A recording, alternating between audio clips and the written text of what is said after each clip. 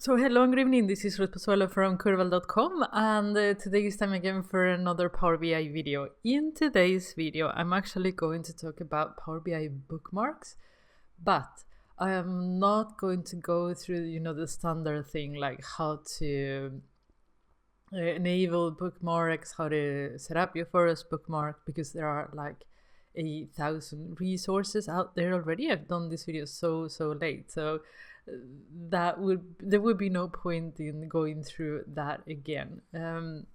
What I will do is I will show you 4 cool things you can do with Power BI bookmarks, and those are resources I found online. And if you go to the links below, then you will be able to see how to set up everything in case you haven't seen it yet. So you're not missing anything. If you've never set up a bookmark, you will be able to do it by following the people that I'm sharing the tricks blog posts or videos. Okay, so yeah, without any more delay, I am actually going to show you 4 cool things you can do with Power BI bookmarks, and I'm going to show you first the result, and then I will show you how it is done, in case that you don't want to hang around because you don't think that the tricks are interesting for you. So let's begin the video. Okay, so this is perhaps not my best looking report. What can I say? I did it very quickly, but the important thing here is the functionality. So please focus on that. So 4 cool tricks I'm going to show you. Cool trick number 1, hyperlinks. How to actually create links to another report tabs. Like for example, you click on here and then it takes you to the next page, and then you go back and you go to the first page or any page that you actually set up to be. The next trick I will show you is pagination. This is what you will see here. So you have here a list, and then you will be able to scroll through and show just page numbers that you want, the page numbers that you wanted to do. This is something that I've wanted for ages. Now there are some limitations with this technique, but I think anyhow the principle is super cool, so I'm going to show you. Here it goes to page 3, and then I haven't configured everything completely, so I will not click anything else. Next trick that we are going to check is how to empty filters. This happens a lot. For example, when you are building a Power BI report and you're testing everything and you set up filters everywhere, and then you want to make a template, a Power BI template. And if you make a template with the filters on or selected, it will make the template with the filters selected, which is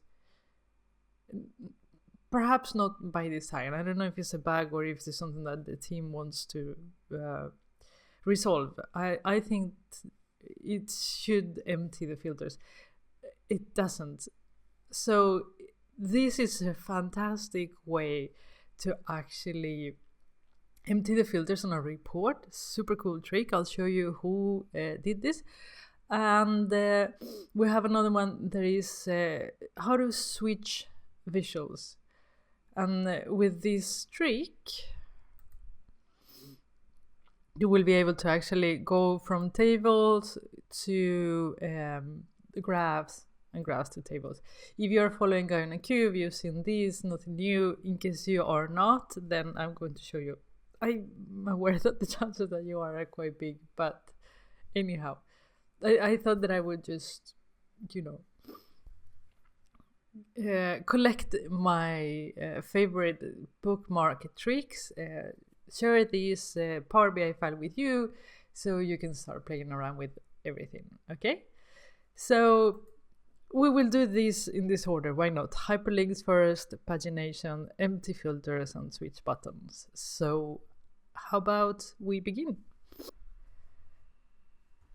Okay, so the first trick with hyperlinks, I have actually seen this in a lot of places, but I thought that Lindsay here, she made a really cool report, and it was so good looking that I thought it was a great example of how to do a beautiful report using the bookmarks. So you can actually access the Microsoft Power BI file live, and then you can just click on stuff and it will take you to kind of like iBooks experience or something. So check it out. In the blog post, she actually goes into detail how this is created and how to set bookmarks and all that kind of stuff, in case you don't know how to do it. So you can follow her blog for exactly how she created that wonderful Power BI file, where I'm going to show you just how to create hyperlinks with it. Okay, so let's do it. Let's go to Power BI.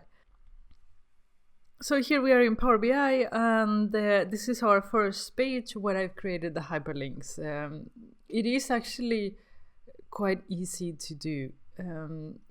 What you need is a picture. So even if she had a text, the text was actually a picture.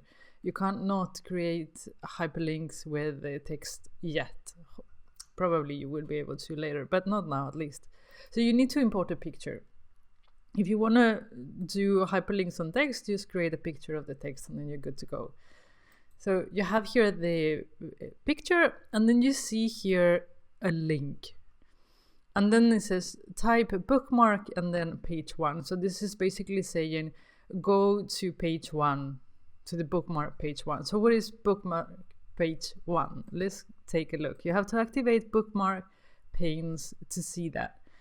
So if I click on first page, I will go to the first page. If I click on page 1, it will take me here. So what that is basically doing is just saying you go in here and you say type, you can have either back or bookmark, and then which of the bookmarks that you already added should this link go to. And of course, we wanted to go to page 1. You set it up and then it's done. You don't need to do anything else. For the next one, we have exactly the same thing. It's an image, but this time the bookmark goes to empty filters, of course, because that's the page we wanted to go. And then here it goes to table view. And table view is just another bookmark, nothing else. So this is empty filters and this is table view. Okay. So it's like super easy. The thing that I think is a little bit of a pity is that you can only do it with images. It would have been great to be able to do it with text too. But this is like first release of bookmarks, so let's give Microsoft a break. Probably they will fix it. So this is fantastic. Now we know how to make hyperlinks. Now, how to create pagination. And pagination is basically, this the possibility to actually click on different pages to see parts of the content. And the pagination trick, first of all, let's go and see who came up with it. So this is the home of Gilbert. I cannot say your surname. Sorry, there's no way.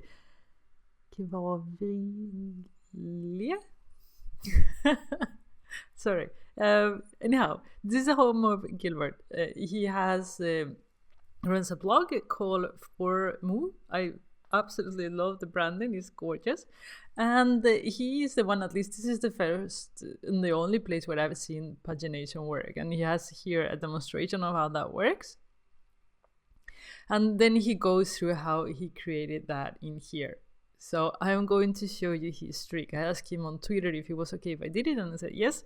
So I am going to show you how he created this amazing trick. I don't know if he has... Yes, there is also a live Power BI file.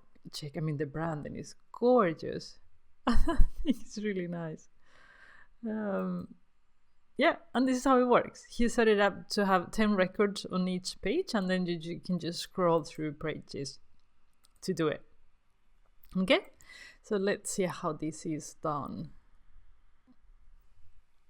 Okay, so here we are now in Power BI again, and we're going to look at how to do this pagination. I don't know if I'm saying that right in English, but you know what I mean.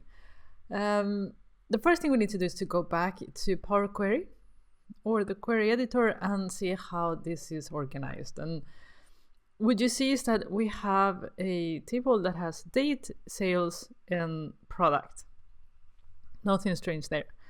And what we want to do is to have pages of 10. So he actually created a parameter. So you can actually go in here and change 10 to 20 or to whatever you would like. And it will change dynamically. Very nice touch. If we go up here, here is the original table. He added an index, and this is a super cool trick that I actually didn't know. It duplicates the column, and then he uses the divided by, just a second. He uses this integer divide, and what you do is you say, okay, divide by 10. But in this case, it doesn't say divide by 10 because we have put the parameter in, okay? But it's basically what we're saying is take these index and divide by 10. Should I do it?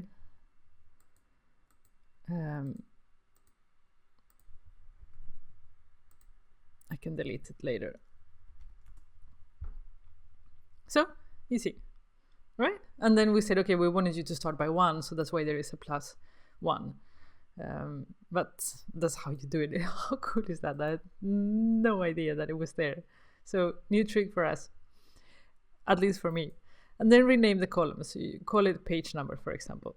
And then we just close Power Query and let this load. So now this is a little bit of, you have to do some work, and this will not work dynamically because the index needs to generate dynamically, okay, in order to actually make this happen.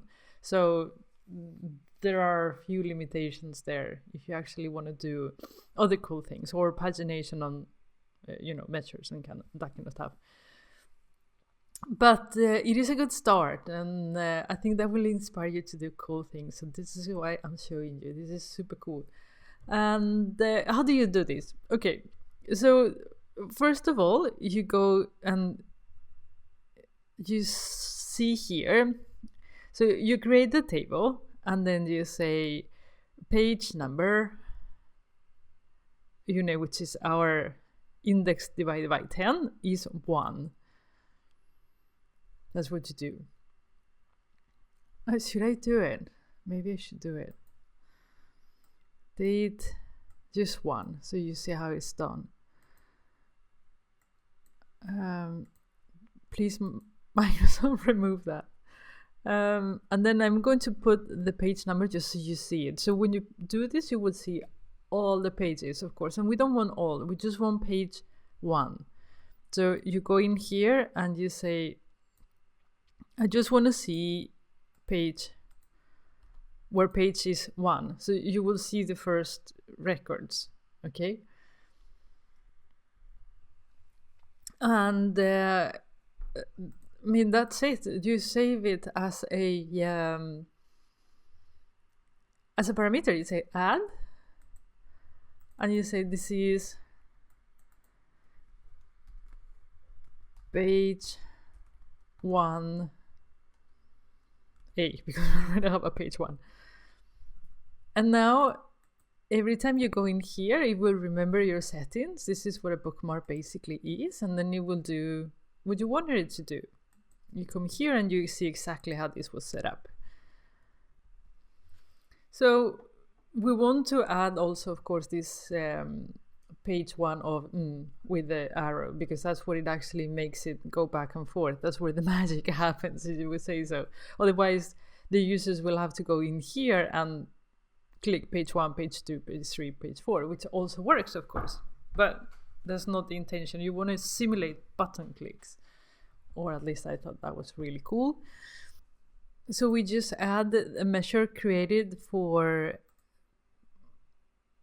the text. It is in there. If you want me to show you how this is done, I can do it in a Tax Fridays video. It's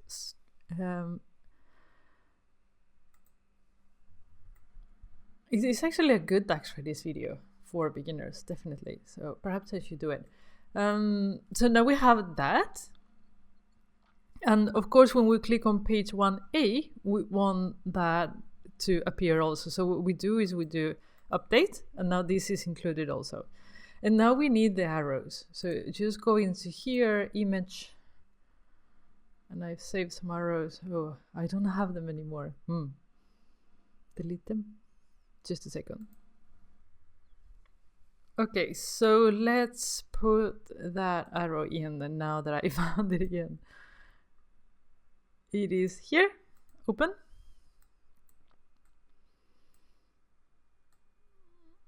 Put it in there, you get it there.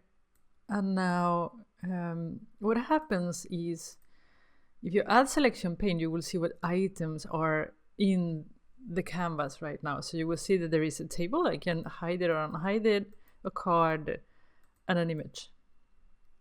So we have an image. We know that we can link image with the bookmarks. So we are going to do that. For the first, we are going to actually update page 1 because we want to have the arrow. And we want to actually send this to page 2. Now we don't have any page 2 yet, so you will have to create one first and then link to it. So it was a little bit of, back and forth and update, but definitely do it. So let me show you how it looks. I should probably have, Microsoft, please. I have 4 windows. I have no place to work. It's just so big. You need to do something about this. Like, really. Okay. Anyhow, let's see how this is done. So I have, this is our test. Let's remove it. I have a page 1 now. There's the one that you saw me doing. I have also this go back button that has a link that links to the first page. First page bookmark, which is basically a bookmark to the first page, to the hyperlinks page. I have now a button that goes to page 2. And when I go to page 2, now I have a back arrow and a front arrow. And I have these set to 2. And this one is also set to page number 2. That's how it changes. This arrow is, of course, saying bookmark page 1, and this one is going bookmark page 3. There are actually 2 arrows in here. You just see one, but the other one is there. This one is the one from page 1. Or in this case, page 3. But the one on page 1 is somewhere in here or 2. So, no, exactly. Sorry, that's page. Of course, it's page 3. From page 2, you go to page 3. So this one is, let me say it again. This one is page 3. You have to go to page 3. And the one that is hidden is page 2, because this is the one that is shown on page 1 up there. Okay? But it's hidden in here. And that's why you can create the illusion of buttons moving back and forth. It was a really clever solution, actually. It takes a lot of work. So if you have like 100 pages and you want to iterate by 10, probably not. But you can do tons of cool stuff with this. So think big. There's a lot of things you can do. Okay, let me close a little bit so we can see something. Next, we are going to look at empty filters. I love this trick. Let me show you where I got it from. So this one actually I snapped it on LinkedIn. Art Tenik, he actually showed how to do this. Single click to result all slicers. How cool is this? I mean, this is like super useful. And let me tell you why. Let's go back to Power BI first. So here's the thing. When you are working with Power BI files and you're testing everything, you're testing how filters work, and you should cross filter or filter out, or there are like 1,000 settings that you can have, so you have the user has a good experience. You set a lot of filters on the way just to test things, and if you are publishing a Power BI template, like I said before, everything gets saved. If you save a Power BI file where you have filters on, it gets saved. And it is quite annoying, actually, that there is no way to actually reset all filters. It's been one of my highly wished items to Microsoft. Like, we need to remove, to have like a remove all filters because it's sometimes dangerous. Sometimes you don't see on the filter actually that something has been selected. And if a value was there, it disappeared, you can't see it anymore. And then you will go mad trying to find what the issue is. Not anymore. We can clean all filters now. I have only one poor filter here. Maybe I should put another one. Let's put 2 filters, but it works with as many filters as you like. So as I put another filter, I have to update my bookmark. Remember that? So now I have a bookmark that remembers the state of these without any filters. If I select something, and then I select something here, and then I want to remove, I can just click here, and it goes back to the state. It remembers. How amazing is this? This is like super cool trick. I think for me it's the best bookmark trick in the book. Like really good. So thank you for sharing. And let's move on to the last one and see where I got it from.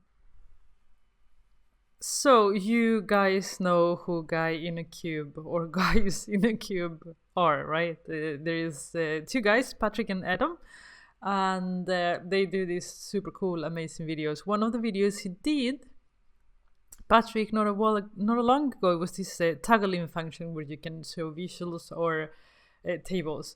If you seen this already, don't look at how I did it. He's already done it. If you haven't done it, if you haven't seen it, let me show you how this is done. It's like super cool trick, and then you can actually put not only visuals and tables, you can actually toggle anything you like or switch anything you like on your report.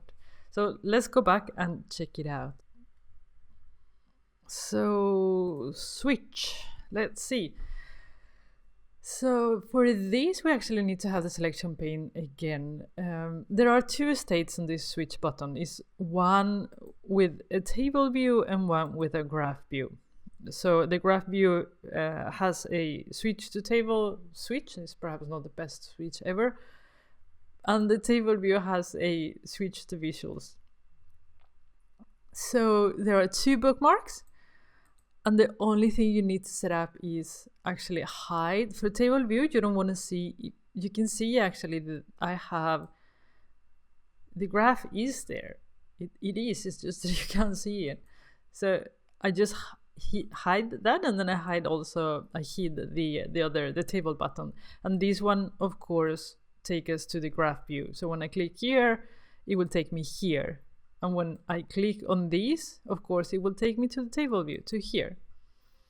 And I'm hiding things as needed.